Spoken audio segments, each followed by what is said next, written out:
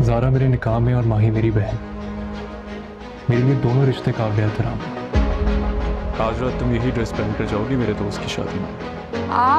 अस्सलाम वालेकुम viewers. Drama serial तुम बिन कैसे जिए के आने वाले एपिसोड में आप देखेंगे कि अदील ज़ारा के लिए ड्रेस लेकर आता है। वो बहुत ज़्यादा खुश होती है और अदील उसे कहता है कि मेरे दोस्त की शादी में तुम यही पहन कर जाओगी। वो दोनों बहुत ज़्यादा खुश होते हैं, लेकिन माहीन उनकी खुशियों को हर वक्त आग लगाने को तैयार ही होती है। जैसे ही वो सुनती है, उसे पता चलता है कि अदील ज़ारा के लिए कोई ड्रेस लेकर आया है, तो वो पहुंच जाती है और उसे कहती है कि ज़ारा, जो अदील ड्रेस तुम्हारे लिए लेकर आया वो मैं पहनूंगी, और वो उससे लेकर चली जाती है।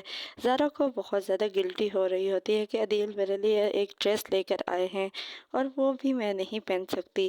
अदील और ज़ारा एक दूसरे से बातें कर रहे होते हैं कि माहीन भी आकर सब कुछ देख लेती है।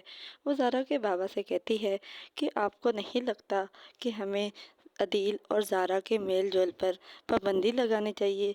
निकाह से पहले ये ऐसा कुछ अच्छा नहीं लगता। दरअसल माहीन नहीं चाहती कि अदील और ज़ारा एक दूसरे के क्लोज़ आएं।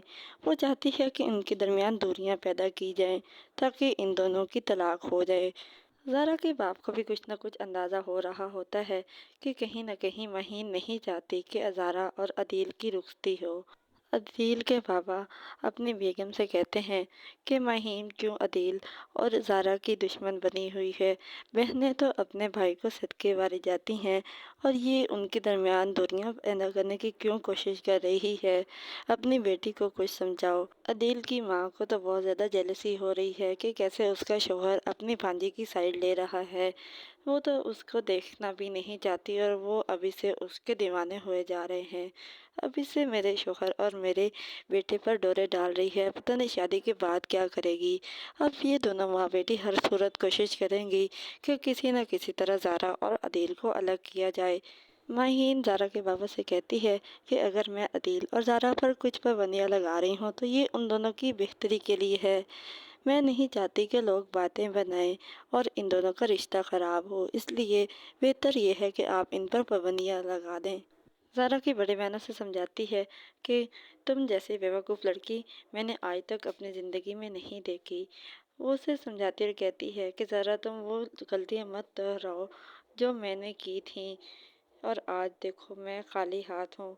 ये मुझे डर लग रहा है कहीं माहीन अपनी चालों में कामयाब ना हो जाए। ज़ारा बहुत ज़्यादा परेशान है कि कहीं अदील और उसके दरमियान दूरियां पैदा करने में वो लोग कामयाब ना हो जाएं। इधर ज़ारा के बाबा और उसकी मामा उसकी रुखसती की बातें कर रहे होते हैं। उसके बाबा उसकी माँ से कहते हैं कि अब हमारे हाथ में कुछ नहीं है क्योंकि निकाह हो चुका है। अब इसके अलावा कोई चारा नहीं कि हमें ज़ारा और अदील की रुखसती कर देनी चाहिए।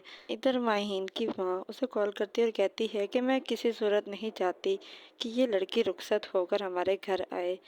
और उधर उसका मामू भी ये सब बातें सुन लेता है और वो फ़ौरन से अपनी बहन को कॉल करता है और कहता है कि मैंने रुखसती की डेट रखनी है और फिर ज़ारा की रुखसती हो जाएगी।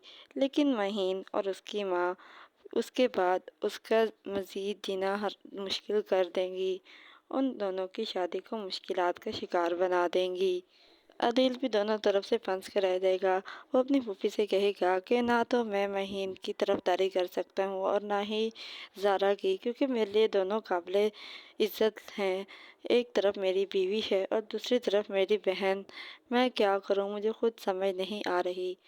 ड्रामा सीरियल तुम बिन कैसे जिए एयर पर डिजिटल हम टीवी जियो के तमाम ड्रामास के नेक्स्ट एपिसोड्स की स्टोरीज को जानने के लिए हमारे चैनल को सब्सक्राइब करें, बेल आइकन को प्रेस करें ताकि हमारे आने वाली अपडेट आपको बस आने वक्त पे मिल सके। हमारी हौसला अफजाई के लिए इस वीडियो को लाइक और शेयर ज़रूर करें।